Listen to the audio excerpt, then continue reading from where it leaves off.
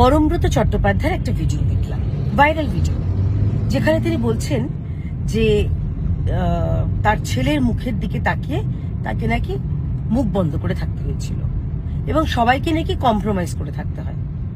আচ্ছা, 2021-এ যখন ওই সোশ্যাল মিডিয়ায় লিখেছিলেন, ফেসবুকে লিখেছিলেন যে আজ বিশ্ব রগড়ানি দিবস, ওই রগড়ানি তখন কি হয়েছিল জানেন? তখন ইতিমধ্যে 2রা মে আমাদের হাজার হাজার কর্মীদের তাদের বাড়িঘর লুটপাট, আগুন জ্বালিয়ে দেওয়া, ততক্ষণে অভিজিৎ সরকারকে মেরে ফেলা হয়েছে, এই রগড়ানি চলছিল। তখন আপনার ছেলে হয়েছিল কিনা আমার জানা নেই। আচ্ছা, অভয়ার সময় যদি কথা বলেন, অভয়ার সময়তেও তো 2024 অভয়া হয়েছে আর 2025-এ আপনার ছেলে হয়েছে।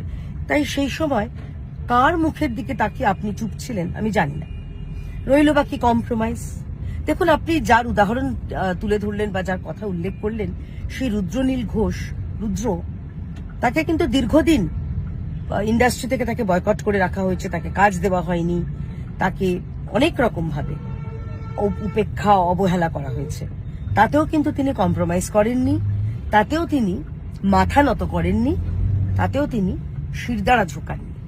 তাই কম্প্রোমাইজ সবাইকে করতে হয়, কথাটা ভুল। কারণ ভারতীয় জনতা পার্টির হাজার হাজার লক্ষ লক্ষ কর্মীদের মমতা বন্দ্যোপাধ্যায়ের সরকারের, তৃণমূল সরকারের চোখ রাঙানি, ধমকানি, চমকানি সব সহ্য করতে হয়েছে।